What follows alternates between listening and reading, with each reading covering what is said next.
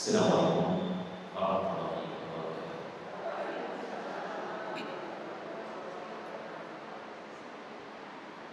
Alhamdulillahilladzi hadi wa syukru ala taufiqi wa imtinani.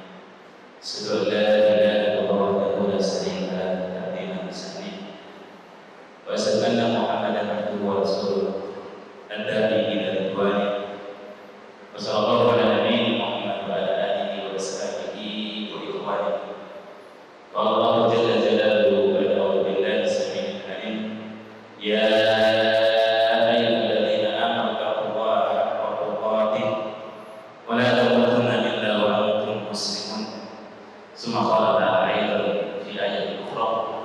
Ya ayyuhalladzina amanu taqullaha wa qulu qawlan sadida yuslih a'malakum wa yaghfir lakum dhunubakum wa man yuti'illaha wa rasulahu faqad faza fawzan 'azima.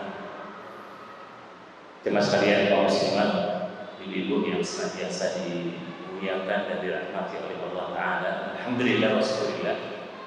Sebuah nikmat yang agung pada pagi yang cerah ini, alhamdulillah, dari pagi yang penuh dengan kebahagiaan kita semua dikumpulkan di sebuah qo'ah, di sebuah majelis, di sebuah baitun min buyutillah, di sebuah tempat yang insyaallah akan jadi saksi kita di hadapan Allah, yang tidak ada lagi persaksian kecuali orang-orang yang senantiasa duduk majelis, senantiasa dia memperbaiki dirinya untuk agama ini, dan itulah salah satu amal terbaik yang bisa kita banggakan di hadapan Allah Subhanahu wa Ta'ala. Ini saatnya memang ini deh. Mungkin mau nggak sih?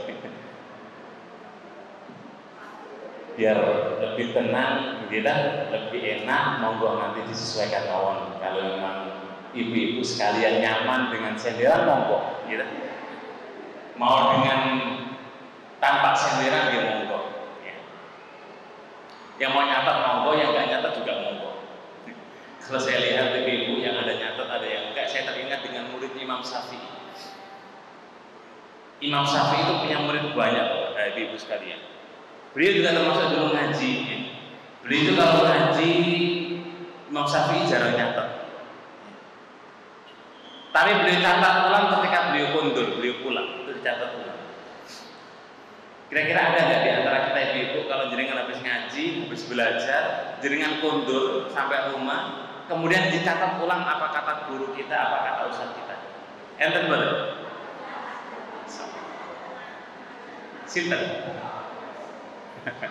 Jenengan korban paling pelari ilmu ini, betul. Sampai rumah sudah wassalam. Ya semoga barokah apa yang kita pelajari dan apa yang kita kaji pada pagi hari ini. Jadi ibu sekalian, rahimakumullah, tema kita sebuah tema yang kita berharap semua kita punya jalur pintu surga dan kita termasuk semoga kandidat-kandidat menuju surga. Allahumma aminnya buatan ikhlas deh. Oh sih, ikhlas tuh di hati Ustadz, justru malah nggak dilafadzkan, nggak tahu nggih. Jadi semoga ibu-ibu semua penduduk surga. Semoga ibu-ibu semua termasuk orang-orang yang terpilih. Semoga ibu-ibu semua termasuk orang yang dicintai oleh Allah dan Rasul-Nya. Amin amin ya rabbal alamin. Tapi ibu sekalian, ini sampai jam berapa dulu ibu? Kajian jenengan ini nanggung. Nanggungnya pagi enggak, siang enggak. Ini kalau kita bablaskan sampai isya ya bisa-bisa saja. Kita bablaskan sampai nanti jam 2 juga bisa. Jam pinten Bu biasanya Bu? Bu MC, jam pinten? Jam 10 kurang seperempat. Biasanya ibu-ibu itu suka diskon nggih. Nggih mboten? Gimana kalau pengajian kita diskon 50%? Jadi kalau jam 10 kita selesai, berarti kurang lebih ya setengah 10 selesai. Setuju mboten Bu? Baru kali ini ada ibu nggak mau diskon ya, masya Allah. Barakallahu fiikum. Nanti secukupnya aja ibu. Kalau memang jam 10 cukup ya kita selesai. Kalau belum cukup tambah 1 jam lagi, ngerti nggih? Sepakat? Baik. Tapi Ibu sekalian rahimakumullah, insyaallah taala kita akan bacakan satu atau dua hadis ya, semoga ada manfaatnya. Sebuah hadis yang sangat agung ya. Dari jalur sahabat Abdullah bin Abbas radhiyallahu taala anhu. Dikisahkan oleh beliau melalui jalur muridnya yang bernama Atha bin Abi Rabah. Jadi Abdullah bin Abbas itu punya murid dua ibu terbaik. Mungkin di antara ibu ada seorang guru atau mungkin ya pengajar ya. Kita itu kalau ngajar dari sekian banyak ibu-ibu, mungkin ada 2, 3, 4, 5 saja yang mungkin termasuk murid terbaik, gitu. Ibnu Abbas, beliau punya murid terbaik itu 2. Bukan berarti yang lainnya nggak baik. Cuma yang terbagus itu 2. Pertama adalah Atha bin Abi Rabah, seorang tabi'in.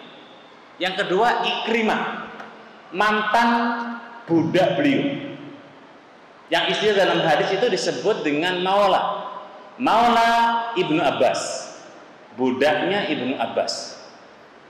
Dan budak-budak dulu zaman sekalian ya, kalau kita telusuri dalam hadis itu pintar-pintar gitu.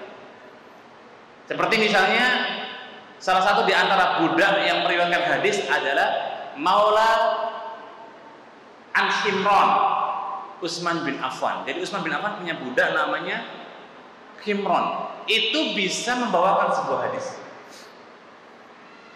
Kira-kira sekarang jamaah sekalian ibu, kalau kira-kira panjenengan punya pembantu, itu disuruh ngaji apa banyak disuruh kerja?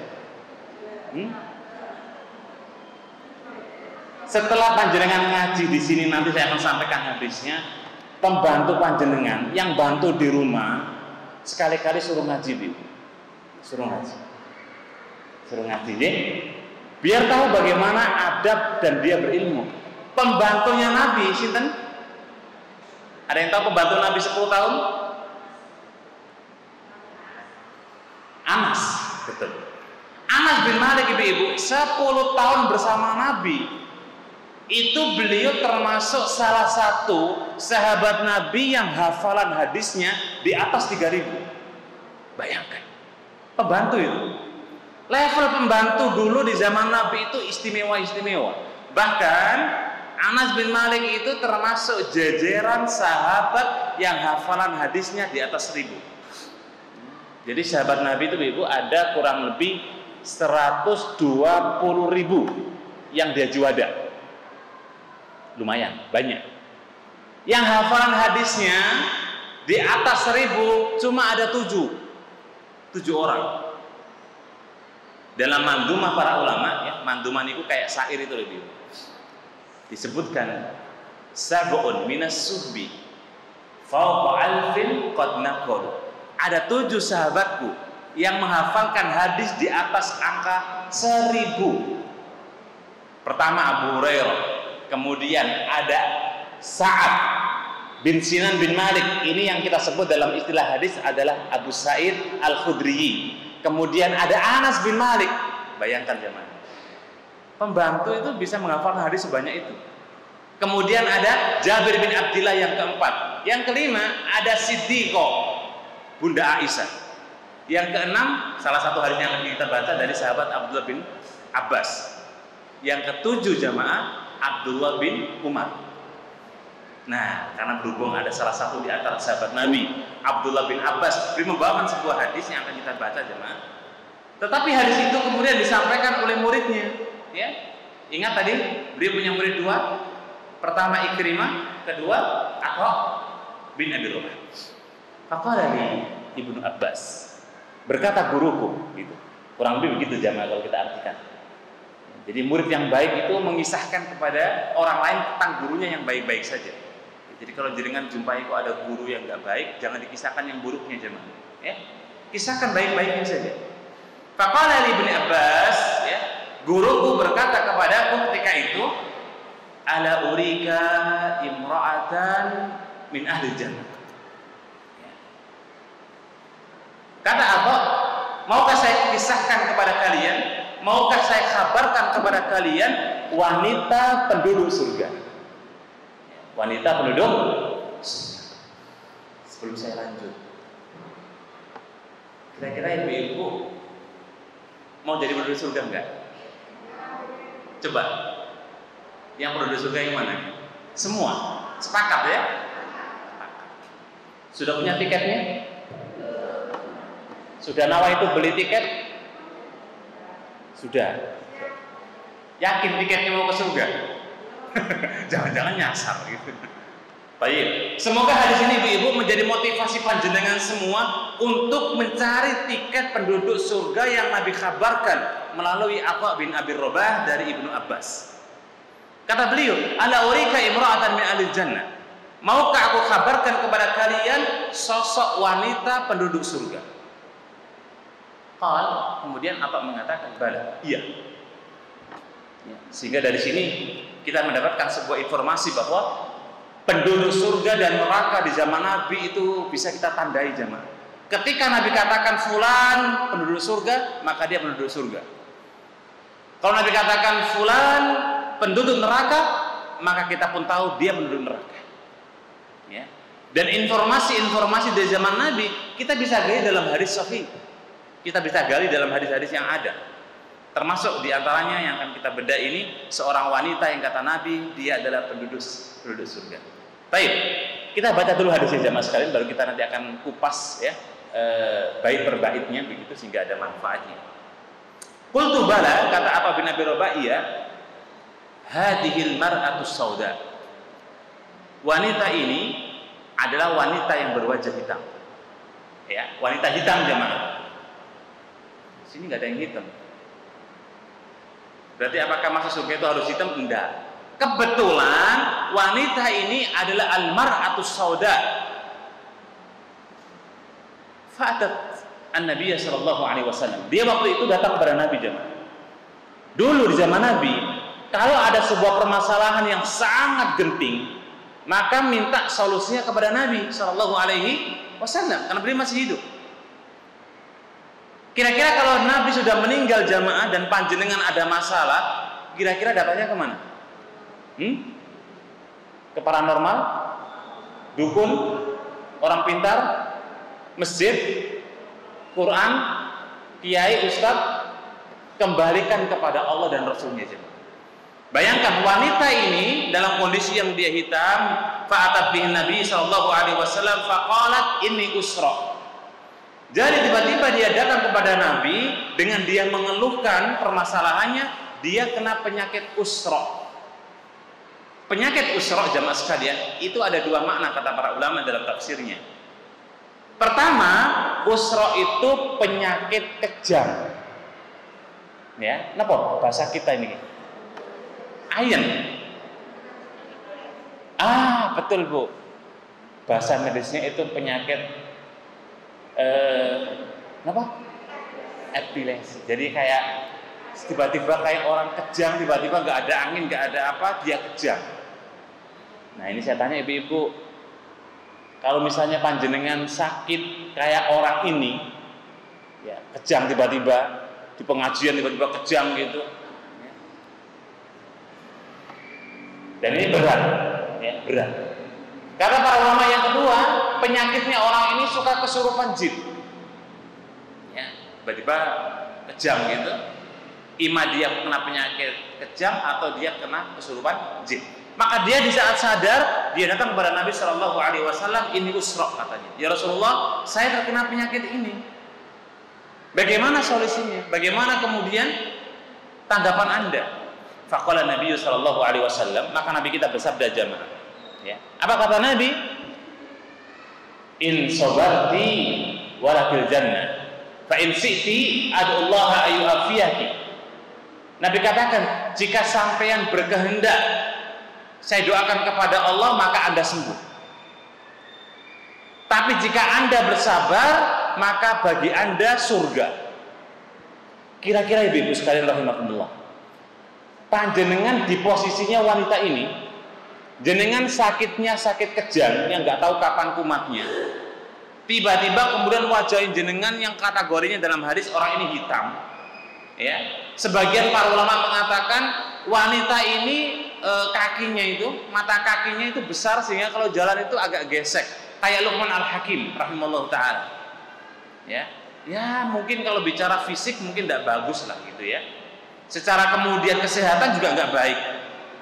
Kira-kira kalau panjenengan ibu-ibu kena penyakit kayak orang ini, disuruh pilih sembuh atau sabar, didoakan sembuh dan Anda sembuh, atau Anda sabar sakit-sakitan terus tapi Anda masuk surga, pilih mana ibu-ibu? Cepet. Ayo, pasti ibunya pilih nomor 3, sehat masuk surga. Nggak ada. Mau pilih jawaban sendiri dan pilih jawaban, nggak ada. Kira-kira panjenengan pilih mana ibu-ibu? Jenengan sakit terus dengan kondisi seperti itu, tapi Anda belum tentu masuk surga, tetapi Anda sakitnya nggak sembuh-sembuh, ya, dan sabar masuk surga. Sehat belum tentu masuk surga, sakit-sakitan masuk surga. Pilih mana? Saya yakin ibu-ibu di sini pasti berpikir, mau istikharah dulu Ustaz, mau minta persetujuan suami Ustaz, mau minta izin ini. Masya Allah, luar biasa yang jenengan ya. Perhatikan jawaban wanita ini jamaah sekalian. Perhatikan jawaban wanita ini. Al-mar'atus sauda. Faqalat inni asbir ya Rasulullah. Seketika dia mengatakan saya akan sabar. Jadi wanita yang dihadapan Rasulullah, dia pilih untuk sabar jamaah, nggak mikir kayak panjenengan. Ngaten sih, kurang lebih. Ya kan memang sakit itu nggak enak, ya. Apalagi penyakit kejang, tiba-tiba lagi jalan Shopee misalnya, tiba-tiba kejang kan nggak enak, gitu. Tetapi jawaban wanita ini yang membuat munculnya hadis ini jadi viral adalah ketika kemudian dia mengatakan asbir, saya pilih bersabar ya Rasulullah. Lakin katanya, tapi ya Rasulullah, ini atakasaf gitu. Tapi doakanlah kepada Allah Ta'ala, kalau penyakitku ini kumat, bahasa kita, kalau penyakit saya datang, doakan kepada Allah agar aibku, karena kalau kejang itu auratnya terbuka ibu-ibu, jadi auratnya terbuka. Jadi minta kepada Nabi, ya Rasulullah, doakanlah kepada Allah agar auratku tertutup. Masya Allah. Padahal kalau seandainya wanita ini terbuka auratnya gara-gara penyakitnya, maka tidak berdosa ibu-ibu. Betul nggak? Karena dia nggak tahu, ya. Tetapi dia takut kalau aibnya terbuka, maka dia minta kepada Nabi agar didoakan. Maka fada'alaha Nabi Sallallahu Alaihi Wasallam. Maka Nabi mendoakan si wanita tadi, di saat penyakitnya itu datang, maka auratnya tetap tertutup.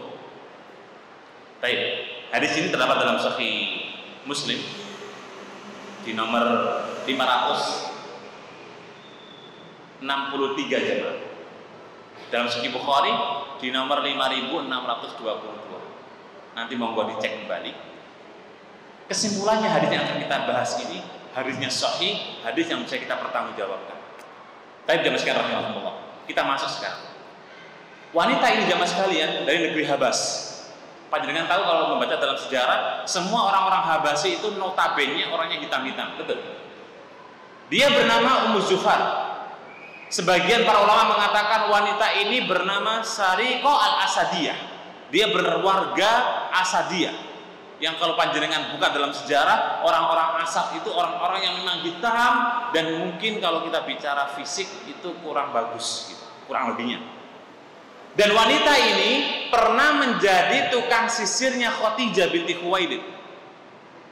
Dulu ketika Khadijah itu mencari pembantu-pembantu, ada yang bagian masak, ada yang bagian bisnis, ada yang bagian merawat kemudian anak-anak beliau, ada yang berbagian kemudian tukang sisirnya. Nah, salah satu tukang sisirnya itu adalah Ummu Zufar. Wanita yang Nabi katakan penduduk surga tadi. Jadi yang tugasnya nyisirin rambutnya Khadijah itu Ummu Zufar. Sariqah al-Asadiyah. Itu nama beliau. Berarti jamaah sekalian, wanita ini hidup di zaman Khadijah, betul? Hidup di zaman Nabi, betul? Hidup di zaman sahabat Ibnu Abbas, hidup di zaman Atha bin Abi Rabah, seorang tabi'in. Karena ketika itu akan mengatakan ala urika imra'atan min ahli jannah, maukah saya tunjukkan kepada Anda wanita penduduk surga. Sehingga wanita ini jamaah sekalian usianya panjang. Makanya sunatullah ya, sunatullah nggak tahu kenapa. Wanita itu lebih panjang usianya daripada bapak-bapak. Mungkin buat bisa jadi ya. Coba perhatikan ibu-ibu. Biasanya suami istri yang mati duluan siapa? Di kampung saya itu kebanyakan ngapunten nyun sewu, ibu-ibu yang sudah ditinggal suaminya. Ya mungkin karena suaminya mikir istrinya gitu ya, mungkin jadi mati duluan. Tetapi secara historis, wanita-wanita dulu itu usianya panjang jemaah. Wanita ini di zaman Khadijah, di zaman Nabi, di zaman sahabat, di zaman tabi'in atau bin Abi Robah. Usia yang panjang dengan penyakit yang dia sandang jamaah sekalian, penyakit kusroh. Ya ambillah penyakit yang mungkin kayak kejang tiba-tiba. Itu kan penyakit yang Masya Allah ya, memberatkan kita. Belum panjenengan aja sakit gigi, mengeluhnya luar biasa. Gitu? Migrain cuma setengah hari, itu luar biasa loh, bisa jadi mencela, mencati dan lain sebagainya. Ya, kita itu kadang-kadang diberikan Allah Taala sakit yang singkat sebentar, itu kadang-kadang mengeluhnya luar biasa. Padahal Nabi Ayub jamaah sekalian rahimahumullah, Nabi Ayub itu adalah nabi yang dipilih oleh Allah. Salah satu contoh kita malah teladani bagaimana kesabarannya. Nabi Ayub itu setengah dan separuh usianya diuji oleh Allah Subhanahu wa taala jamaah dengan sakit. Ya. Tapi udah bersabar, akhirnya Allah berikan kemuliaan. Nah, wanita Ummu Zufar jamaah sekalian, beliau itu sejak di zaman Khadijah kata para ulama sampai di zaman tabi'in sakitnya enggak sembuh-sembuh. Akhirnya dia melapor di zaman Nabi tadi, ingin sembuh, tapi Nabi berikan tips. Anda mau sembuh, saya doakan kepada Allah Anda sembuh. Tapi kalau Anda sabar masuk surga, maka dia milih untuk sabar sampai akhir hayatnya. Maka untuk menjadi kandidat seorang wanita penduduk surga jamaah, dan nanti kita akan sampaikan hadis yang kedua insyaallah taala jika waktunya ada, terkait dengan amal-amal yang harus panjenengan lakukan untuk mendapatkan surga. Kalau istilahnya itu pintu VIP masuk surga. Dan nanti kalau ada waktu juga kita akan sebutkan 8 pintu surga, sehingga jenengan ini akan masuk pintu dari pintu mana gitu. Dan kita lanjutkan hadis tadi jemaah. Jadi wanita tadi adalah hidup lama sekali jemaah. Ya. Dimana kalau kita melihat dalam hadis ini, viralnya wanita ini, viral itu kalau hari ini kan identik dengan media jemaah ya, betul. Kalau orang itu mau viral hari ini, mungkin dia bikin status yang nyeleneh, bikin perbuatan yang aneh gitu ya. Itu bisa viral. Wanita ini viral jamaah sekalian ketika hadis ini terangkat. Gitu. Karena ketika Atha bin Abi Rabah mengatakan, coba kamu tengok wanita ini, dia penduduk surga. Ternyata wanitanya biasa, bukan sahabiah yang mentereng di zaman Nabi, bukan sahabat-sahabat yang istimewa, enggak. Ya. Makanya kata para ulama, untuk mendapatkan surga itu tidak perlu terkenal jamaah. Ya. Lihatlah wanita ini, siapa tahu, siapa sangka wanita yang sejak dulu wajahnya hitam, pekerjaannya pembantu, ya. Orang tidak memandang beliau. Siapa yang memandang Ummu Zufar? Gak ada jamaah. Tidak ada satupun kata para ulama yang memandang Ummu Zufar, melainkan pada umumnya orang-orang yang lemah, orang-orang wanita pada umumnya adalah biasa.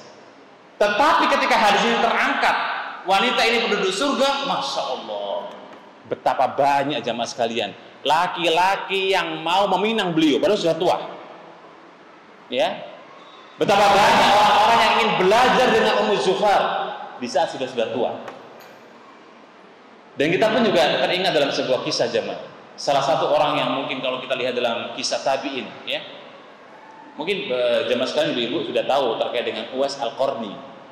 Ya, beliau itu sahabat tabi'in, mungkin bukan di atas Hasan Al-Basri, bukan di atasnya Ibnu Musayyib, bukan di atasnya Ibnu Qudamah, tapi kalau bicara sebaik-baik tabi'in, Uwais Al-Qarni jamaah. Beliau bukan ulama hadis, beliau bukan ulama tafsir, beliau pun bukan ulama fikih, tapi Nabi katakan, jika kalian ingin melihat sebaik-baik tabi'in, lihatlah Uwais Al-Qarni. Satu-satunya tabi'in jamaah, bahkan satu-satunya orang yang kalau berdoa, langit ketujuh tersingkap semua. Allah Ta'ala itu semayam di arsy, di singgasananya. Kalau Uwais Al-Qarni itu berdoa, singgasananya itu gemetar jamaah. Ada nggak di antara kita ibu-ibu yang kalau kita berdoa langit pertama, kedua, ketiga, keempat, kelima terbuka semua? Mana? Gak berani kita merekomendasikan diri kita, betul? Loh, doa kita kadang-kadang sampai ke atap langit rumah, balik lagi. Masya Allah, Allahumma ufir lana, sampai atap rumah kita mudun lagi. Itu doa-doa kita. Belum sampai langit pertama itu langit dunia, itu belum sampai. Wallahu a'lam. Uwais Al-Qarni, bayangkan jamaah, sekali dia menadakan tangannya langsung langit gemetar. Tahu nggak ibu-ibu sekalian, Uwais Al-Qarni itu? Beliau jadi viral ketika kemudian sebuah hadis yang Nabi katakan, wahai Umar, jika nanti engkau hidup, maka carilah orang yang bernama Uwais Al-Qarni di negeri Yaman. Mintalah doa kepada beliau. Padahal Umar itu jamaah sekalian, masya Allah, ya. Nabi pernah mengatakan, jikalau seandainya ada seorang nabi, saya akan utus Umar bin Khattab sebagai nabi. Tapi kan nggak ada, dan nggak boleh. Kenapa? Karena satu-satunya sahabat yang kenal halal, kenal al-haq dan al-batil. Makanya julukannya Umar itu apa? Al-Faruq. Sebagai orang yang bisa membedakan mana yang hak, mana yang batil. Sekelas Umar jemaah, bayangkan, sungkem kepada Uwais Al-Qarni. Kenapa? Ya kan istimewa. Dan siapa tahu Uwais Al-Qarni? Gak ada yang tahu. Di negeri Yaman itu, gubernur Yaman, ketika Umar datang ke Yaman, gak tahu Uwais Al-Qarni itu siapa. Bahkan gubernurnya gak ngerti. Umar nyari jamaah ke Yaman. Mana ini Uwais? Gak tahu, ternyata beliau hidupnya di pelosok kampung. Di kampung itu Uwais kerjanya yang kuludurra ila makanin akhar. Jadi kerjaannya Uwais itu mindahin kotoran onta dari tempat satu ke tempat yang lain. Itu kerjaannya jamaah. Kerjaannya begitu, ya. Tapi kalau berdoa, masya Allah, kalau orang Indonesia dikumpulkan jadi satu itu gak bisa menandingi doanya Uwais. Bayangkan, ya. Tapi pekerjaannya itu mindahin kotoran onta dari tempat satu ke tempat yang lain. Kenapa sampai sebegitu dahsyatnya beliau? Ternyata satu di antara amal beliau yang istimewa, birrul walidain. Makanya kata Umar, wahai Uwais, jika engkau berkeinginan pindah ke kota Madinah bersama ibumu, saya bangunkan istana megah di kota Madinah. Wah, kalau kita hari ini mah langsung iya aja, betul? Kalau kita kayak Uwais, diminta oleh Umar pindah ke kota, dibangunkan istana, kita mengatakan, kapan Umar kita pergi ke kota? Tapi Uwais enggak jemaah. Beliau mengatakan, yakfi hadza, ya. Cukup bagiku untuk tinggal bersama orang tuaku dan pekerjaanku hari ini. Masya Allah. Jadi, kembali ke Ummu Zufar. Sosok wanita yang tidak viral, tidak terkenal, tetapi dia termasuk di antara penduduk surga. Ini yang kita cari jamaah sekalian. Ya, makanya kalau hari ini kemudian kita, ya khususnya ya, para ummahat, para ibu-ibu, para wanita, kemudian dia ingin jadi apa ya? Kalau biasanya ibu-ibu atau mbak-mbak atau wanita yang suka media itu apa namanya ibu? Kalau di sini sih nggak ada sih kayaknya ya. Ini kayaknya nggak ada yang punya HP kelihatannya. Facebook juga nggak punya. Instagram apalagi, ya. YouTube apalagi, ya. Panjenengan merem nggak kenal teknologi itu lebih bagus ibu, ya, lebih baik, betul nggak? Ya. Baik, kembali ke Ummu Zufar, seorang wanita yang tidak terkenal tapi dia kandidat dan bahkan penduduk surga. Baik, demikian rahmatullah. Yang kedua, sesuatu yang bisa kita ambil dari hadis di atas bahwa untuk mendapatkan surga, ingat, untuk mendapatkan surga itu tidak perlu ya menjadi orang yang di garda paling depan. Biasa-biasa saja nggak apa-apa. Gitu. Loh Ustaz, berarti jadi panitia pengajian gimana? Saya mending di belakang aja. Artinya begini loh jamaah. Kadang-kadang kita itu ada orang yang ingin tampil di depan gitu, betul nggak sih? Ya.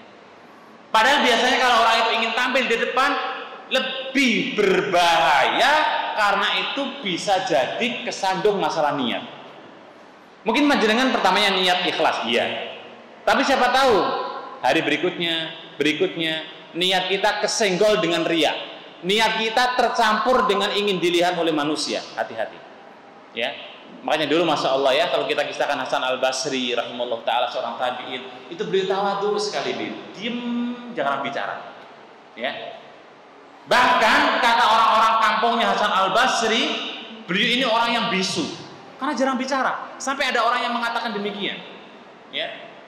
Sampai suatu saat kemudian diundanglah Hasan Al-Basri dalam sebuah halaqah ilmu jamaah, maka la yakhruju min famihi illa ma qala Allah wa qala Rasul. Ya. Kata orang yang menyaksikan beliau, saya melihat Hasan Al-Basri mengatakan Allah berfirman, Nabi bersabda, ini dan lain sebagainya, yang menunjukkan akan bagaimana ilmu itu sendiri. Baik. Jadi untuk mendapatkan surga itu tidak perlu viral-viral jemaah, tidak perlu terkenal, biasa-biasa saja. Ya, siapa tahu di antara panjenengan Masya Allah yang punya amal yang tidak ditahu oleh temannya dan itu menjadi sebab masuk surga. Dan banyak itu di antara para sahabat Nabi jemaah. Mereka orang-orang biasa, tetapi mendapatkan kedudukan yang istimewa di hadapan Rasulullah SAW. Contoh, Nabi mengatakan ya, dalam sebuah hadis Sahih Bukhari, "Unzur ila hadzal bab," kata Nabi. Saat sahabat-sahabat terbaiknya dulu di hadapan Nabi, Nabi katakan, "Coba kamu lihat dari pintu masjid ini akan datang penduduk surga." Siapa yang nggak senang jamaah? Siapa yang nggak gembira mendapatkan informasi dari Nabi? Kandidat-kandidat penduduk surga yang itu hidup orangnya ada di situ. Ya. Maka semua orang fokus ke pintu tersebut jamaah. Ternyata fajar rajulun, datang seorang laki-laki yang kata para ulama, laki-laki ini tidak terlalu tua, tidak terlalu muda. Dan dia tidak terlalu terkenal di kalangan para sahabat sabiqunal awwalun. Ya. Saya pakai istilah sabiqunal awwalun itu karena sahabat-sahabat yang sabiqunal awalun itu mereka orang yang ikut pertama di Sulhu Hudaybiyah itu. Ya. Dan sahabat yang ikut di Sulhu Hudaybiyah itu pada tahun 6 Hijriah, letaknya pada bulan Dzulqa'dah. Ya, bulan besok ini bulan Qamariyah. Ini kan bulan Syawal, nah bulan Dzulqa'dah. Tapi tahun ke-6 itu semua jejeran sahabat yang disebutkan dalam Al-Quran, sabiqunal awwaluna minal muhajirin wal ansar, itu mereka. Ternyata orang yang masuk dari pintu itu nggak masuk. Bahkan kata para ulama, dia orang yang belakangan masuk Islam. Seperti Abu Hurairah. Abu Hurairah itu ibu-ibu, beliau bukan masuk jejeran sahabat sabiqunal awwalun. Sebagai tambahan informasi ilmu, sahabat Abu Hurairah itu sahabat yang belakangan masuk Islam. Tapi hafalan hadisnya puncak tertinggi dari 120.000 sahabat. Bayangkan. Kenapa ibu? Karena sahabat Abu Hurairah itu beliau punya kecerdasan yang lebih. Karena sahabat Nabi itu ya beragam ibu, kayak panjenengan lah, mirip-mirip gitu kurang lebih. Ada yang rajin ngaji, Masya Allah, ya kan? Ada yang rajin sedekah, Masya Allah. Ada yang rajin jihad, ya, dengan kapasitas jihad masing-masing. Ada yang rajin bantu orang, ada yang rajin baca Quran, mirip-mirip dengan panjenengan. Ya. Abu Hurairah kecerdasannya lebih. Beliau suruh sedekah, uangnya pas-pasan. Suruh jihad, nggak pinter-pinter amat. Ya, makanya panjenengan harus tahu ibu-ibu. Panjenengan itu kelebihannya di mana harus tahu.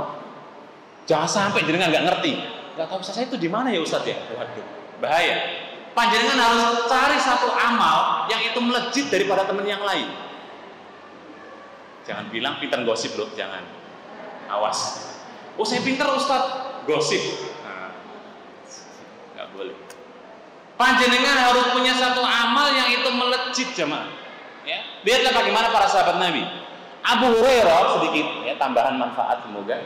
Beliau itu belakangan masuk Islam tetapi hafalan hadisnya luar biasa. Kenapa? Setiap hari ibu, sahabat Abu Hurairah itu ngintilin Nabi. Kenapa bahasa sini ngintilin itu? Kenapa? Ngikutin, Jadi Nabi kemana aja itu diikuti oleh Abu Hurairah, sampai kalau kata para ulama, Nabi itu nggak masuk ke rumah akan diikuti 24 jam. Tapi karena Nabi punya keluarga, beliau masuk rumah, maka sahabat Abu Hurairah itu pulang. Dan apakah beliau pulang untuk tidur? Enggak jamaah. Pagi bersama Nabi sampai malam, malam sampai pagi, sahabat Abu Hurairah murojaah, mempelajari pengajian tadi setiap hari jemaah. Pertanyaan saya, kira-kira ibu-ibu yang dirahmati Allah Ta'ala, habis ngaji pengajian dimanapun pandangan ngaji, malamnya dibuka lagi mboten? Saya mau tanya, mana orangnya? Tujari. Mana? Ada nggak di antara kita ibu-ibu, panjenengan habis ngaji pagi ini, nanti malam dibuka lagi pelajarannya ini? Tujari, sinten? Siapa tahu saya nggak berdiri. Nenten. Atau panjenengan tawadhu. Kelihatannya harus diawali nanti malam ibu-ibu. Percayalah sama saya bu, ya. Karena saya pernah ngalami. Kalau panjenengan ngaji cuma kemudian face to face, kemudian listening, majelis telinga itu dengerin aja ibu-ibu, nggak di murojaah. Ya ilmu itu bukan fisudur ya, tapi fisutur. Kalau ilmu itu dalam hati, ada ilmu di awang-awang. Nah, takutnya ilmu kita di awang-awang.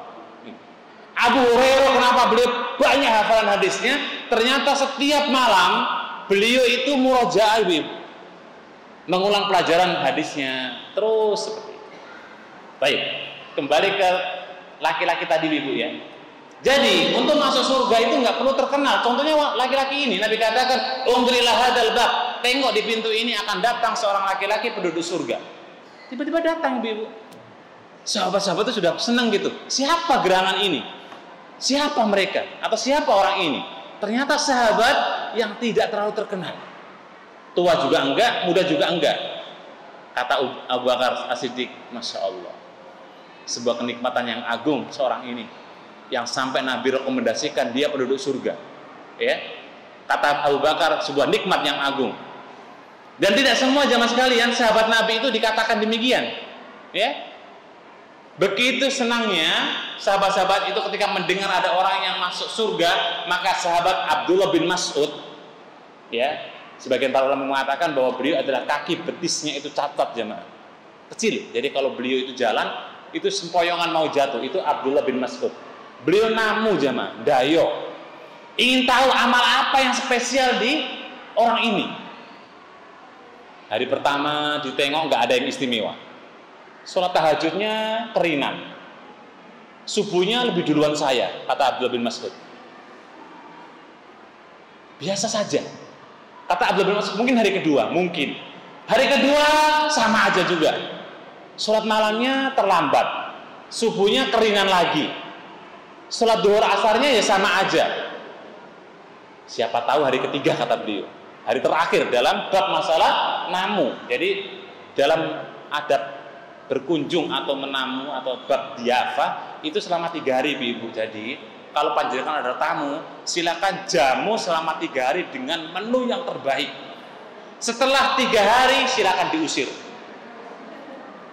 Diusir maksudnya, maaf Pak, waktu pelayanan yang terbaik sudah habis. Hari keempat jenengan kasih tempe nggak apa-apa ibu. Hukumnya sunnah. Ya. Sahabat Abdullah bin Mas'ud hari ketiga nggak menemukan yang istimewa amat. Sampai dia memberanikan berbicara kepada orang tadi, wahai fulan, wallahi demi Allah, saya kesini bukan untuk menghabiskan makananmu, tapi saya kesini mendengar Nabi mengatakan Anda masuk surga 3 kali.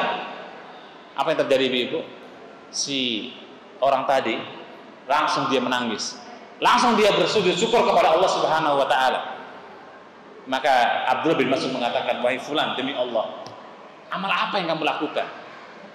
Amal apa yang Anda lakukan sampai membuat Nabi itu mengatakan Anda penduduk surga?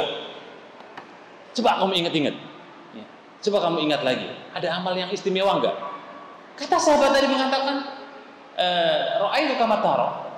Anda sudah melihat kan 3 hari saya ngapain aja? Iya. Tapi saya penasaran, pasti Anda punya amal yang istimewa. Coba kamu ingat-ingat. Ternyata diingat-ingat jamaah. Ya, semoga saya akan kasih tahu panjenengan amal orang ini. Setelah ini jenengan amalkan ibu-ibu. Insya Allah dengan izin Allah jenengan akan masuk surga. Allahumma. Amalnya ternyata benar. Tidak salah kalau Nabi katakan dia penduduk surga. Amalnya sebelum dia sare ibu, sebelum dia tidur, semua orang yang pernah mendolimi dia maafkan semua, baru dia tidur. yang disebut dalam surat Al-Imran ayat 133, 134, al-afina 'anin nas. Termasuk kandidat penduduk surga memaafkan manusia, dan itu diamalkan oleh orang ini. Jadi ibu-ibu rahimahumullah, kalau panjenengan mau tidur, berwudu, doa, dipikir benar. Selama jenengan aktivitas, selama tadi pagi sampai mau tidur lagi, ada nggak yang menyakiti hati panjenengan? Kalau ada, jenengan maafkan 100% baru tidur. Kalau nggak memaafkan, jangan tidur. Gampang nggak Bu amal ini? Gampang buatan? Yang belakang susah Ustaz. Ya gampang-gampang susah gitu kan? Faktanya ibu-ibu itu, tapi nggak ada di sini ya, nggak ada di sini ya. Di luar sana loh, pendendamnya itu luar biasa. Kalau ibu-ibu itu sedang bermasalah dengan ibu-ibu sebelahnya, sampai muncul kan statement orang biasanya begini, saya nggak maafkan sampai 7 keturunan. Masya Allah, itu kalau mati ibu-ibu, ya, maitatan jahiliyah. Kalau ada orang yang pendendam seperti tadi, maka dia mati dalam kondisi membawa predikat kematian jahiliyah. Naudzubillah. Memang abot, memang berat ya. Tetapi maafkan, insya Allah menjadi salah satu kunci untuk masuk surga. Tapi jangan saya ngomong, jadi kita lanjutkan lagi. Intisari dari hadis tadi bahwa untuk masuk surga nggak perlu terkenal, betul ya? Sepakat sih? Dengan amal panjenengan yang istimewa di belakang yang kita nggak tahu, itu siapa tahu menjadi kunci masuk surga. Kemudian jemaah sekalian rahimakumullah, perhatikan hadis tadi yang kita baca di atas. Salah satu di antara faedah bagi seorang wanita muslimah terbaik itu adalah wanita-wanita yang menjaga ifah. Ifah niku kehormatan ibu-ibu. Sepakat je kalau wanita itu auratnya dari ujung rambut sampai ujung kaki kecuali wajah dan telapak tangan. Sebagian dalam konteks Al-Quran, ya, walaupun ada yang mengatakan kemudian ditutup, ya monggo, ya enggak, ya monggo. Yang jelas dalam Al-Quran aurat wanita dari ujung rambut sampai ujung kaki. Wanita tadi jamaah sekalian, kalaupun seandainya dia terlihat auratnya, itu enggak berdosa kata para ulama. Kenapa? Karena dia enggak sadar. Yang istilah dalam hadis disebut dengan istilah al-majnunu hatta yaqil. Jadi ada 3 orang yang tidak dihisab ibu-ibu. Kalau panjangan mau tidak dihisab, jadilah salah satu di antara 3 ini. Oke? Pilih. 1, as-sabiyyu hatta yahtalim. Anak kecil sampai balik. Ini sampai balik dereng. Panjenengan udah enggak ada cucu, enggak ada anak, gitu. Panjenengan sudah tidak termasuk nomor 1. As-sabiyyu hatta yahtalim. Anak kecil sampai dia balik. Ada yang bilang dulu saya ngisi kayak gini. Loh Ustaz, bukannya kalau sudah simbah-simbah bayani lagi Ustaz? Oh inji Pak, inji Bu gitu kan. Tapi bukan itu maksudnya. Tapi benar-benar dia belum balik. Yang kedua, an-naimu hatta yastaiqid. Yang tidak dihisab adalah orang yang tidur sampai dia bangun. Ini jangan melek semua kan ini. Jenengan maksudnya melihat, bukan sehari, bukan tidur. Makanya kalau jangan mau tidak dihisab, jangan tidur terus ibu. Tidur terus itu udah bosen loh. Mungkin badan. Atau ada orang yang nawaitu tidur 5 hari 5 malam, ada? Gak ada. Ya. Makanya ketika jenengan sehari tidur waktu malam, masya Allah, tiba-tiba bangun aja gitu Bu ya. Tahu nggak prosesnya dari jam, misalnya jenengan tidur jam 10 misalnya, bangun jam 3. Tahu nggak 10, 11, 12, 1, 2, 3 kemana jenengan? Ngapain? Oh saya tahu, saya lagi tidur sambil garuk-garuk. Ada yang ingat? Disitulah ibu-ibu dosa jenengan nggak dicatat. Makanya kata para ulama sampai dicontohkan dengan detil. Jika ada orang tidur tiba-tiba dia mencuri, ngambil harta orang, ngambil emas orang, ngambil istri orang, dibawa pulang. Gitu. Tiba-tiba di sampingnya ada emas, ada uang, terus dia bangun, dia nggak sadar. Maka kata para ulama, dia tidak berdosa mengambil semua tadi. Loh serius nih. Pertanyaannya apa ada? Ya. Ngelindur tapi ngambil uang 1 M. Ngelindur tapi kemudian ngambil motor orang, ada? Masyaallah. An-naimu hatta yastaiqin. Yang ketiga lah ini. Al-majnunu hatta yaqil. Orang gila sampai dia waras. Termasuk kata para ulama, orang gila itu hilang ingatan, ibu-ibu. Makanya wanita tadi, kalau seandainya dia telanjang, nggak dosa. Kenapa? Karena dia nggak punya ingatan, kan gitu. Makanya orang-orang gila di pinggir jalan yang nggak pakai baju itu nggak dosa, ibu-ibu. Yang dosa jenengan yang nggak kedip di hatinya itu yang dosa. Nah, pertanyaannya kira-kira 3 ini jenengan di mana? Selama 3 ini panjenengan dihisab waladaina raqibun atid. Di kanan kiri panjenengan atau kita semua itu ada asisten Allah terbaik yang disebut dengan sifatnya malaikat raqib dan dokumentasinya aman, ibu-ibu. Malaikat kanan kiri yang ada di sini itu nggak bakalan joinan ketukar data, nggak. Misalnya ada nama yang sama, mungkin nggak, ibu-ibu? Mungkin. Wajah yang mirip mungkin, sifat dan karakternya mirip mungkin, kebiasaan bajunya sama mungkin. Oh, di sini aja ada yang bajunya sama. Kenapa tengok gini? Ada yang kudunya sama, gitu. Saya pernah di Madinah, ibu-ibu, kenalan sama anak-anak kecil gitu ya, usia-usia SD SMP, sedang halaqah ilmu. Saya tanya, Masmuk, ismi Ahmad. Masmuk, ismi Ahmad. Masmuk, ismi Ahmad. Saya tanya, nama Anda siapa? Ahmad. Nama sampean Ahmad. Nama sampean Ahmad. Wajahnya orang Arab itu kan gitu-gitu aja, ibu-ibu. Ini badan. Wajahnya orang Arab itu yang mirip-mirip gitu, ya. Saya tanya, namanya sama, wajahnya mirip, usianya juga hampir sama. Pertanyaannya, apakah malaikat akan ketukar Ahmadnya ini dengan Ahmadnya itu? Lah. Malaikat yang mencatat arsip kita baik dan buruk itu dengan detil dan gak ada yang ketukar dan gak ada yang salah. Tenang aja, ibu. Fama ya'mal mithqala dzarratin khairan yarah. Yang amal baik insya Allah akan ditunjukkan oleh Allah, yang amal buruk juga akan ditunjukkan di hadapan seluruh makhluknya. Baik, sehingga ketika berbicara kemudian wanita tadi itu kemudian seandainya pun telanjang, maka dia nggak berdosa. Tetapi menarik sekali, kenapa dia saya minta kepada Nabi didoakan agar auratnya tertutup, jamaah? Itulah kualitas imannya, kata Nabi. Ya. Sekarang Masya Allah, ya. Tadi saya singgung di awal, jumhur ulama aurat wanita dari ujung rambut sampai ujung. Yang fatal itu ketika saya pernah berhadapan dengan waktu saya ngantar syekh, ya. Ada salah satu guru kami yang dari Jordan, ibu-ibu, Syekh Masyhur, ya, hafizahullah taala. Beliau ngisi daurah di Surabaya.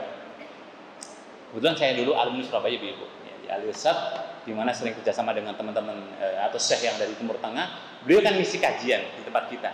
Kita ajak jalan-jalan ke Surabaya, lewat lah, bukan jalan-jalan. Kebetulan lampu merah. Kita naik mobil, sayanya di depan.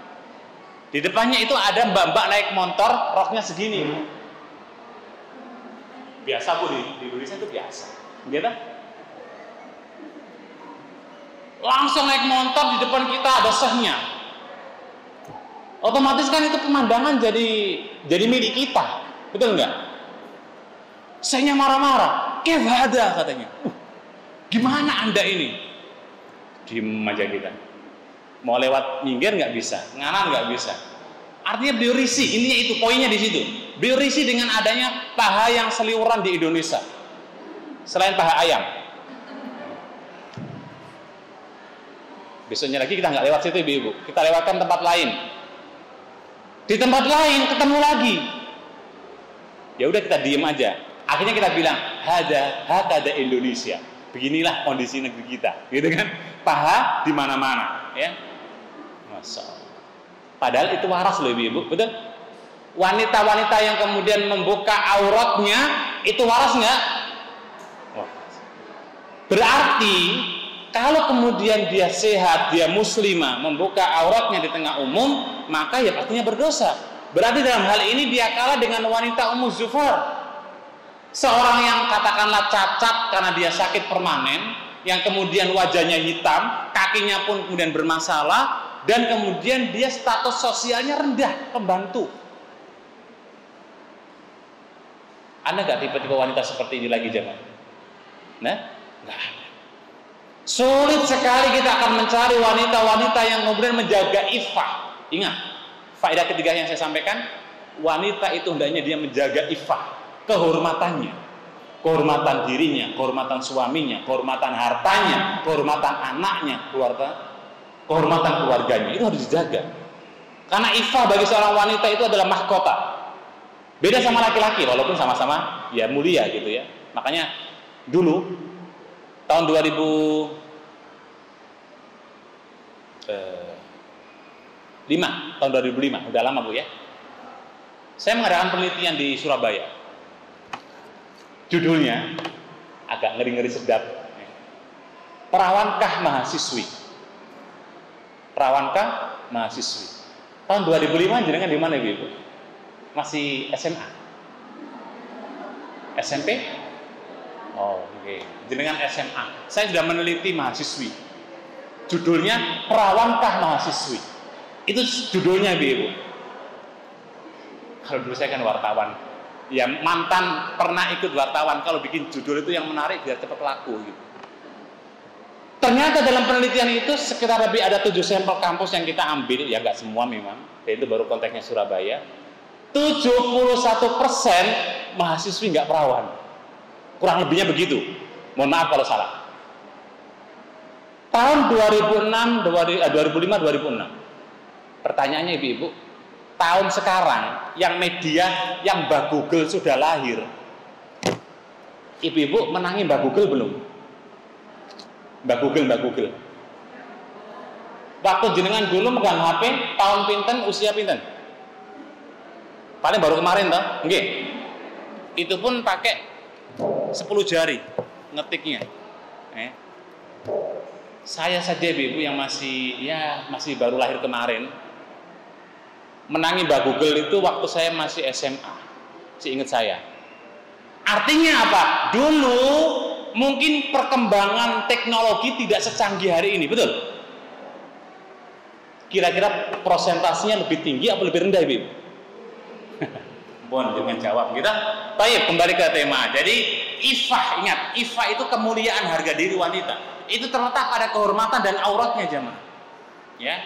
Makanya ketika Nabi sebutkan, ketika wanita ini minta agar ditutupi auratnya, pada ahlan Nabi seketika itu mendoakan, maka dia tidak pernah tersingkap auratnya, Masya Allah, sampai meninggal dunia.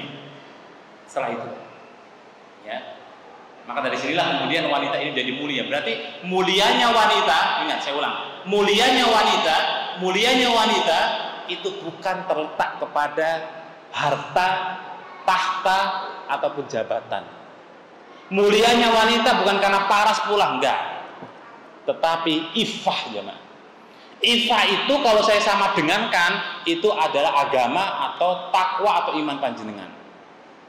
Sehingga orang-orang yang mulia itu mereka memang benar-benar orang-orang yang terpilih, ya, di antara sekian banyak ribu juta wanita yang ada. Makanya, kenapa sih dalam hadis disebutkan ketika Nabi khutbah Idul Fitri ya, dan Idul Adha mengatakan, saya melihat kebanyakan kalian wahai penduduk atau wahai wanita penduduk neraka. Salah satunya tidak menjaga iffah, jemaah. Iffah itu kemuliaannya, gitu. Ya. Baik, itu yang ketiga nih. Faedah yang bisa kita ambil dari hadis yang mulia tadi. Yang keempat, ya, inti saja yang bisa kita ambil adalah karena wanita ini punya kesabaran yang tingkat tinggi, maka sabar itu salah satu di antara jembatan untuk menggapai surga. Sabar, jemaah. As-sabru diya'un, kata Nabi. Sabar itu adalah cahaya. Saya contohkan sederhana. Ibu-ibu di sini ada yang pernah kesandung jalan? Pernah? Sakit boten ibu-ibu? Banget? Ada yang sampai pernah keluar darahnya di kaki kesandung? Oke. Yang pernah kesandung, yang pernah ngerasakan kesandung sampai sakit, ekspresi dan hati panjenengan gimana? Dongkol, marah, atau ridho? Ayo jujur. Jenengan jalan nih, buru-buru lagi, tiba-tiba kesandung, kemudian kukunya lepas 1 meter ke depan. Jenengan dongkol, marah, atau ikhlas atau ridho? Abot ini ya, sabot. Innalillahi wa inna ilaihi raji'un. Alhamdulillah. Setuju, Bu? Misalnya, ini misal mawon je. Jenengan kesandung di depan rumah. Semuanya panjenengan lewat. Tiba-tiba bilang, "Nih Bu, kenapa Bu?" Kira-kira jenengan jawabnya halus nopo kasar nopo kenceng? Pundi sing jawab halus angkat tangan. Tak rungokke bahasane. Oh, alhamdulillah Pak, sambil mewek ngoten nggih. Sandung niki lho Pak. Alhamdulillah sehat. Ngoten? Mboten. Pasti jenengan akan mengatakan, "Bapak enggak lihat ya? Mata Bapak di mana?" Mata. Orang Jawa Timuran, Bu, ngapunten agak kasar. Bapak nggak lihat ngapa? Lagi sakit nih. Wah, itu Masya Allah ya. Sabar mboten, Bu? Jenengan sabar kalau kukunya atau kakinya sudah sehat. Itulah kita, Ibu-ibu. Makanya Nabi itu tidak pernah melayani, tidak pernah meladeni wanita sahabiah yang dia lagi marah ketika kena musibah. Contoh, Nabi pernah suatu ketika lewat, ibu-ibu, di sebuah makam, kuburan. Tiba-tiba kemudian ada seorang wanita, tabki ida qabriha, wanita yang sedang nangis di dekat kuburannya. Ya, biasanya kenapa sih wanita itu kayak gitu ya? Emang ya pertama itulah karakter wanita gitu ya. Makanya kenapa wanita itu tidak dianjurkan, walaupun boleh, ingat, walaupun boleh untuk ikut sampai ke makam, tapi nggak dianjurkan. Kenapa? Dikhawatirkan nangis di kuburan gitu. Ya, karena wanita itu kan lemah lembut gitu ya. Ya, kalau ada wanita kalau nggak lemah lembut itu bukan wanita. Ya. Maka Nabi ketika itu mengatakan, "Ya fulana isbiri." Wahai fulana, sabarlah sampean. Itu sampai ke telinganya wanita tadi, Ibu. Jadi wanitanya duduk nih ya. Ini wanitanya duduk. Nabi di belakang. Karena dia nangis, maka Nabi katakan, "Sabar wahai fulana." Gitu ya. Tiba-tiba si wanita ini mengatakan, "Ma waqa'at alayya ya fulan," dengan kalimat yang tinggi, yang artinya kalau orang sini bilang, "Coba kalau sampean merasakan apa yang aku rasakan." Gitu. Nabi tahu nih wanita ini sedang lagi emosi kan, lagi marah. Nabi tinggal melipir jamaah. Sampailah ke kota Madinah, kata para ulama, sampai wanita ini juga ke kota Madinah, kemudian dia tahu kalau itu junjungan Nabi Agung Shallallahu Alaihi Wasallam yang menasihati. Apa kata para ulama? Sebutkan fajat. Maka seakan-akan dia itu disambar petir jamaah wanita tadi. Kenapa? Karena dia tahu yang menasihati adalah Nabi Shallallahu Alaihi Wasallam. Maka segeralah wanita ini langsung menemui Nabi, meminta maaf dan langsung sungkem kalau bahasa kita. Apakah Nabi marah jamaah? Atau ada yang pernah tahu Nabi itu marah? Lah. Nabi cuma mengatakan dalam sebuah hadis dalam Sahih Muslim, "Inna sabra awwalu indas sodah." Gitu aja. Sesungguhnya kesabaran itu pahalanya besar ketika awal musibah menimpa kamu. Bisa dipahami, Bu? Contohnya tadi, Bu ya, panjenengan kesandung, tiba-tiba kemudian kukunya berdarah atau mau lepas. Di saat jenengan kesandung dan sabar, itu pahalanya saya pakai angka biar mudah, itu 10. Tapi ketika jenengan kesandung tiba-tiba agak grundel, ya, apalagi mencaci maki, ya kan? Atau mungkin nggak ridho, itu nilainya mungkin 1-2. Berjalannya waktu, mungkin kalau orang luka kan agak ada bekasnya, Bu ya. Kemudian sembuh, baru ridho, itu nilai pahalanya sedikit. Bisa dipahami? Jadi ikutin ya. Jadi kenapa wanita itu tadi ditanya oleh Nabi, "Anda mau sembuh? Dengan izin Allah saya doakan Anda sembuh. Tapi kalau Anda sabar, Anda masuk surga." Dia gak mikir jamaah sekalian. Dia gak mikir kayak panjenengan tadi. Mungkin badan. Langsung dia mengatakan, "Asbir. Saya pilih sabar. Walaupun sakit-sakitan. Walaupun apa? Penyakitan." Luar biasa. Kita itu kalau diuji Allah Ta'ala, sakit sehari, 2 hari, 3 hari, sudah Masya Allah ya. Kalau nggak sabar itu bisa mencaci maki waktu. Kadang-kadang kita nggak ridho, kita nggak rela, kita nggak ikhlas. Terkadang sampai kita kemudian apa? Menyalahkan orang lain. Gimana? Itulah kita manusia, ya. Makanya ketika berbicara masalah musibah, cuma ada satu jurus dan tips jemaah. Sabar. Mau apa lagi coba?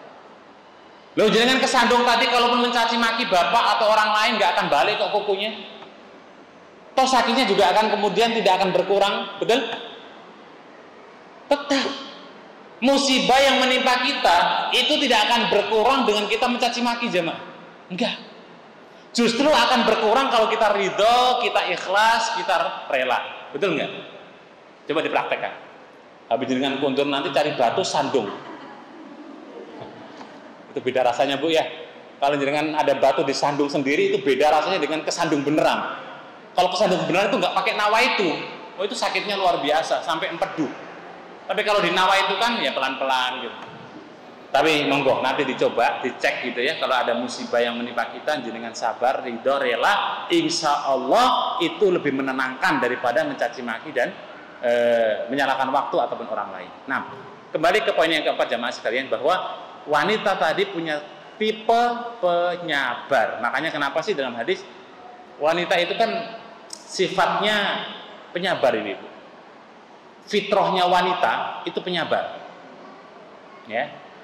Kalau ada wanita kok nggak penyabar, itu sudah keluar dari fitrahnya. Kalau laki-laki ya harus sabar. Sabar itu perintah, tapi kalau wanita itu lebih penyabar daripada laki-laki. Sepakat betul? Enggak Ustaz. Fitrah itu artinya bawaan Ibu-ibu, ya. Sehingga seorang wanita itu kalau kemudian mendapatkan masalah, harusnya dia lebih tenang, lebih adem gitu, ketimbang bapak-bapak. Ya. Makanya kenapa seorang wanita itu didesain oleh Allah Subhanahu wa taala dari sulbi, dari tulang rusuknya Nabi Adam, karena dia memang orang yang kemudian penuh dengan kelemah lembutan gitu. Ya, sehingga harapannya sabar itu lebih kepada diri seorang wanita. Baik, jemaah sekalian kaum muslimat, ibu-ibu sekalian rahimakumullah, terkait dengan hadis tadi yang masih banyak sebenarnya beberapa faedah yang bisa kita ambil. Cukuplah 4 itu kita ambil pelajaran gitu ya. Sebagai salah satu di antara kiat kita untuk mendapatkan predikat surga, belajar dari Ummu Zufar, ya, Sariqah al-Asadiyah, seorang wanita mantan pembantu Khadijah binti Khuwailid. Baik. Kemudian jemaah sekalian rahimakumullah, poin berikutnya yang juga ingin saya tambahkan tadi di awal, bahwa pintu surga itu ada 8. Pintu surga ada 8. Sebagaimana dikatakan oleh Sa'ad ya, bin Sahal radhiyallahu ta'ala, beliau mengatakan inna fil jannati samaniyata abwab. Sesungguhnya di surga ada 8 pintu. Monggo Ibu sekalian, jenengan harus bidik satu pintu saja. Jenengan harus bidik, harus cari pintu satu saja, itu sudah alhamdulillah. Ya.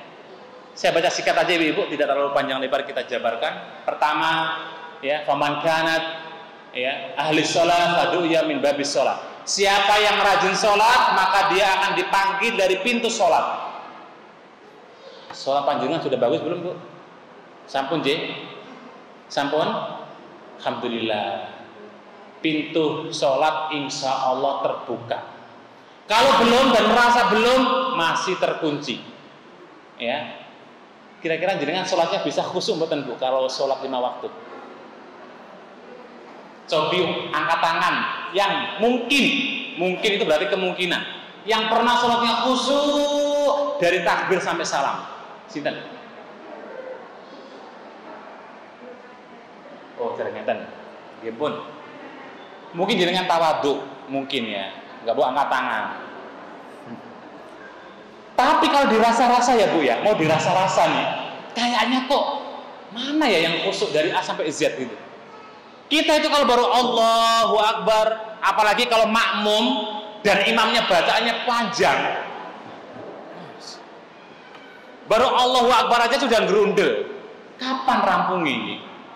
Ini imamnya udah panjang-panjang.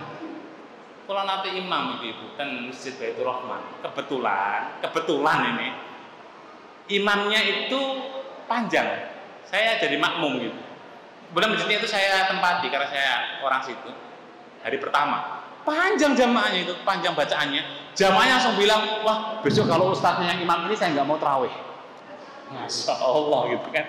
Intinya jamaah sekalian, memang kalau dalam bab sholat baru takbir Allahu Akbar, Kita itu dibikin oleh setan untuk ingat sesuatu yang tadinya nggak ingat. Contoh, kunci motor atau kunci apalah gitu yang sudah hilang sepekan, seminggu nggak ketemu, tiba-tiba waktu sholat ingat. Kuncinya tadi di sini. Setelah panjenengan assalamualaikum warahmatullahi, ingat, lupa lagi. Itulah setan. Ya. Maka untuk mendapatkan pintu sholat kayaknya kok abot, betul? Tapi seabot-abotnya minimal jenengan berusaha buka lah ibu-ibu, ya. Kalau nggak bisa dibuka, digebrak, biar bisa masuk. Kalau jenengan sulit untuk masuk pintu sholat, jenengan lakukan cari pintu yang kedua, yakni faman kana min babil jihad fadu'ya min babil jihad. Orangnya ahli jihad. Jihad di sini kata Nabi adalah memang jihad melawan orang kafir, perang. Alhamdulillah di negeri kita aman ibu, nggak ada perang, nggak ada apa-apa. Alhamdulillah wa syukurillah, patut untuk kita syukuri. Ya, tahun 2010, 2011 saya pernah kedatangan imam besar dari Gaza, namanya Sewail. Ya, Habibullah Taala, beliau usianya waktu itu 76. Datang ke Indonesia, masya Allah, komentarnya tidak ada negeri yang paling aman selama saya pijak kata beliau, kecuali negeri ini. Indonesia. Beliau sejak perocot, bahkan bapaknya itu tidak pernah sholat di Masjidil Aqsa jamaah. Artinya apa? Bapak beliau dan beliau usianya 76 belum pernah masuk ke Masjidil Aqsa untuk sholat bagi orang sipil. Ketika beliau masuk di Indonesia, tidur di hotel, ini cerita beliau, ada ketok pintu kan, atau ada sesuatu yang bunyi gelodak gitu kan, kaget jamaah. Dikirain bom. Karena di sana itu sedikit-dikit rodal turun, bom turun. Tetapi menariknya, anak beliau 12. Ya, anak beliau 12 semua penghafal Quran. 10 hafal Quran, 2 OTW hafal Quran. Yang membuat kita menangis, ada sebuah pertanyaan dari anak-anaknya. Bukan itu halakoh di santri jamaah. Syekh, kaifa tariqu an tahfadzul Quran bi hali hada? Kok bisa anak-anak sampean itu menghafal Quran padahal kondisinya seperti itu, perang?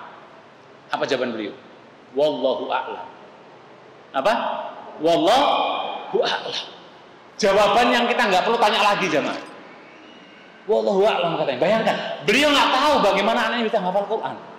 Karena setiap hari itu makanannya batu jatuh, rodal jatuh, tapi bisa menghafal Quran. Kita ini ya, yang nggak ada bom, nggak ada batu, Quran dipegang setiap hari, wala hafal wala apa, betul? Wallahu musta'an. Ya, baik. Pintu jihad jemaah. Tapi tenang, panjenengan punya pintu jihad yang bisa jenengan lakukan dengan bentuk apa? Hari ini adalah jihad melawan kebodohan. Jihad melawan di mana panjenengan misalnya belum tahu terkait dengan bab sholat, kita belajar pintu sholat, bab sholat, bab toharo dan sebagainya. Ya, makanya salah satu di antara kata para ulama, jihad kita itu mengangkat pulpen ibu-ibu. Kalau mengangkat pulpen aja nggak mampu, tiba-tiba pulpennya jatuh gara-gara ngantuk, gimana mau ngangkat rodal? Enggak dah? Abot. Sudah jam 10 ibu-ibu. Lanjut yang ketiga, ini nggak pakai penjelasan J. Pintu ketiga, pintu sedekah, monggo. Pintu keempat, pintu puasa yang kemarin, yang disebut dengan babur royan, monggo. Yang puasa kemarin J, insya Allah semoga kita semua dapat pintu itu. Yang kelima, pintu taubat, yang banyak dosa, monggo bertaubat. Ya. Yang ketujuh, ada yang namanya pintu al-kadimina anin nas, menahan amarah ibu-ibu. Yang suka marah, jangan marah, tahan. Insya Allah ada pintu masuk surga. Yang kedelapan, pintu babul aiman, pintu sebelah kanan, yang ini kata para ulama banyak di antara tafsir yang menyebutkan pintu birrul walidain. Pintu dalam hadis Nabi disebutkan la hisaba wala azab, masuk surga tanpa hisab, tanpa azab. Itu pintu sebelah kanan yang kalau saya istilahkan dengan pintu VIP. Dan pintu VIP ini ada 3 syarat ibu-ibu. Jenengan perhatikan 3 syarat ini, jenengan lakukan ya, atau jenengan hindari kalau ada larangan. Pertama, kalau mau masuk pintu VIP, dan ini berlaku untuk semua ibu-ibu dan bapak-bapak. 1, Jangan tatoyur. Tatoyur itu beranggapan sial. Contoh ibu-ibu, di kampung saya, kalau ada burung gagak di atas rumah, itu apa keyakinan kalau di sini? Ada burung gagak itu loh, burung hitam. Ngap, ngap. Ada orang meninggal atau mati. Kalau jenengan yakini itu, maka itu namanya tatoyur. Keyakinan-keyakinan yang tidak berdasar. Contoh berikutnya yang sangat gamblang. Kalau kupu-kupu masuk rumah panjenengan, ada apa ibu-ibu? Yakin. Loh, tamunya udah masuk, ya kan? Kupunya itu kan tamu. Jenengan tahu dari mana kalau ada kupu-kupu itu akan ada tamu? Kebiasaan. Sekarang kalau misalnya jenengan mau pergi atau safar, tiba-tiba di situ ada ular atau jenengan nabrak kucing, kira-kira ada apa? Musibah. Itu naminipun tatayur itu.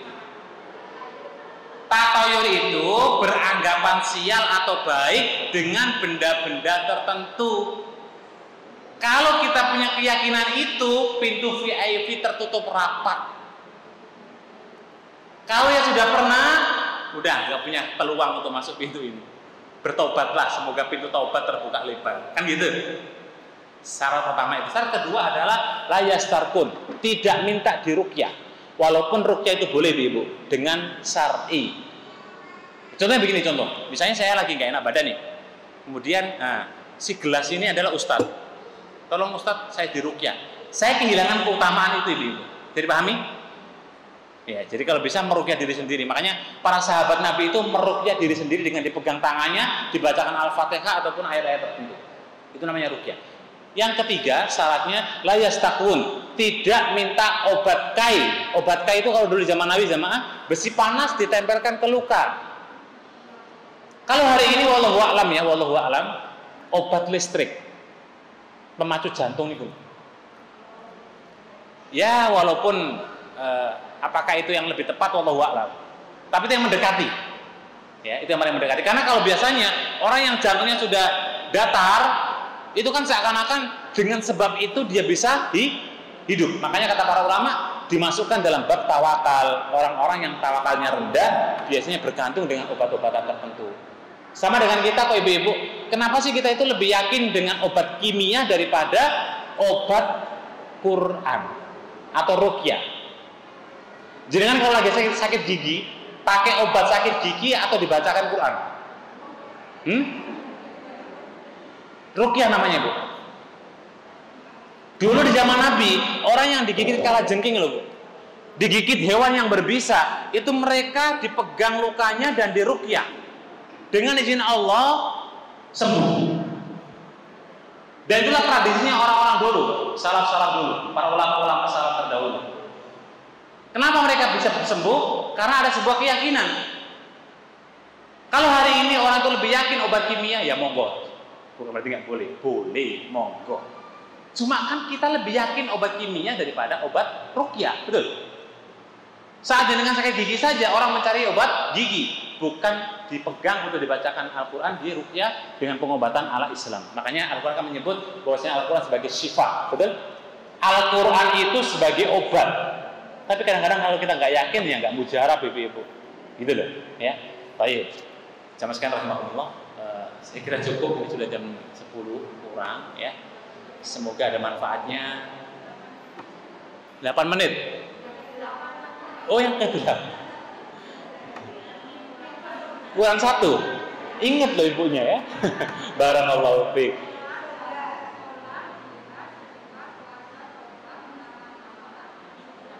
Oke, pintu sebelah kanan. Yang terakhir adalah pintu al-afina anin nas, memaafkan manusia. Walaupun 4 yang terakhir jamaah sekalian, para ulama berselisih terkait dengan pintu-pintu yang lain. Tetapi yang jelas, pintu-pintu yang dalam surga yang Allah sediakan itu ada 8. Intinya monggo, jenengan cari pintu-pintu tersebut dengan amal-amal terbaik panjenengan. Ya, semoga dimudahkan untuk kita bisa mendapatkan salah satu di antara pintu surga tersebut. Wallahu ta'ala alam. Demikian barangkali jamaah sekalian yang kita bagikan, semoga ada manfaatnya untuk kita semua dan bisa kita amalkan dan kita dakwakan dalam kehidupan kita sehari-hari. Demikian saya serahkan ke MC. Assalamualaikum warahmatullahi wabarakatuh. Pertanyaan pertama saya ulangi. Apakah orang yang sakit-sakitan atau yang sudah tua sepuh tetap sholat? Jawabannya selama dia muslim dan muslimah, sholat itu wajib biqadri mastato, semampu dia. Tetap, ya, kalau lima waktunya tetap dan menjalankannya semampunya. Kalau nggak mampu berdiri dengan duduk, nggak mampu dengan duduk dengan berbaring, nggak mampu dengan berbaring dengan isyarat, ibu-ibu.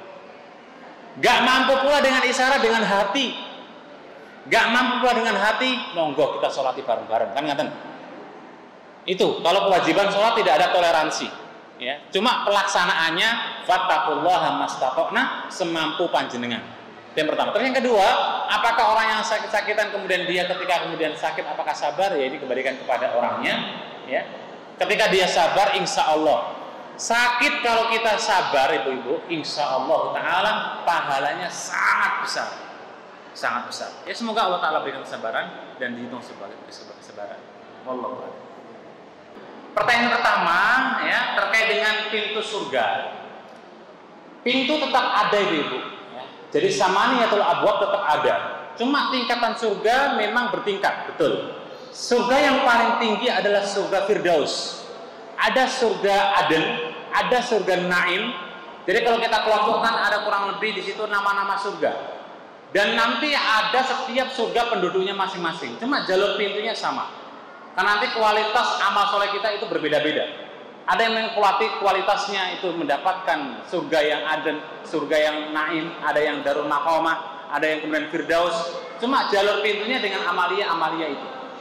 Dan ada satu hal ibu yang juga perlu kita tahu bahwa seorang wanita itu bisa masuk dari pintu mana saja yang dia inginkan dari pintu surga. Syaratnya 4. 1. Rajin sholat 5 waktu. 2. Menjalankan ibadah puasa wajib. 3. Menjaga kehormatan atau ifah. Yang keempat, mentaati suaminya. Mana yang paling berat? Kalau seorang wanita punya 4-4-nya, Nabi katakan udkhuli al-jannati masiti. Monggo kamu masuk pintu surga dari mana saja yang kalian inginkan. Dan itu tidak dimiliki oleh kaum Adam. Hanya ibu-ibu. Dengan catatan mentaati siapa? Suami. Pertanyaan kedua, terkait dengan haji, ya. Misalnya anak kita mengajak haji, insya Allah betul ya, haji itu adalah kewajiban yang sifatnya ya kalau nggak mampu nggak jadi wajib. Jadi ibu-ibu kalau misalnya belum mampu, maka itu bukan jadi kewajiban.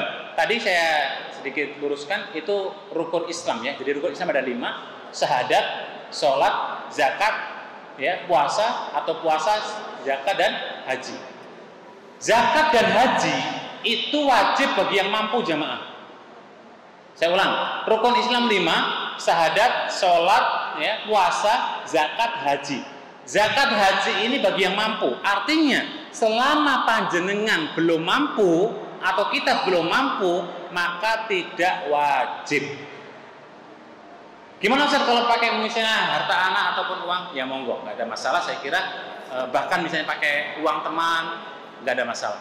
Yang jelas pemahaman kita haji itu wajib kalau mampu. Terus yang terakhir terkait dengan harta waris.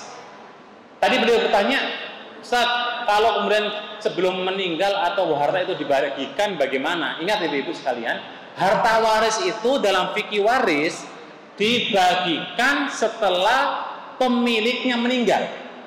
Artinya orang tua kita meninggal dunia, baru harta itu disebut harta waris. Kalau belum meninggal kok dibagikan dulu, itu namanya hibah. Boleh-boleh saja, tapi bukan waris.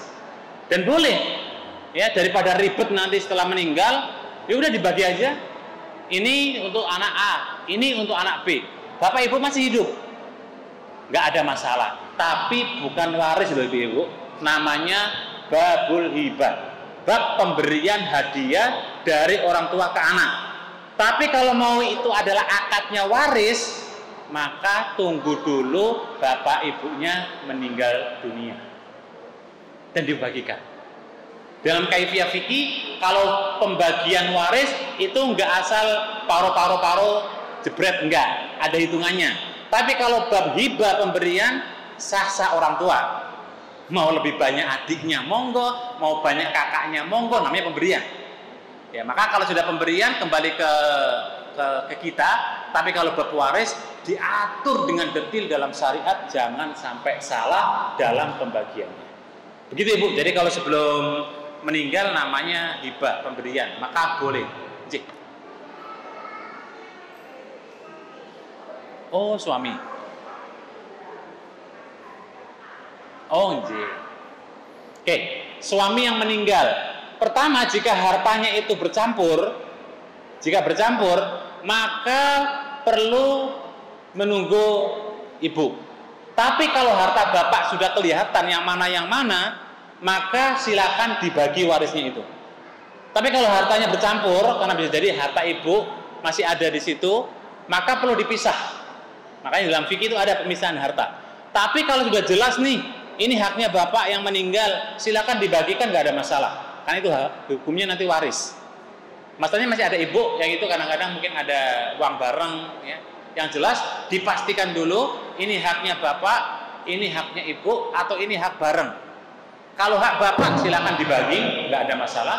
Kalau haknya ibu maka kembali ke hukum yang masih hidup. Begitu Ibu ya. Nggih, wallahu a'lam.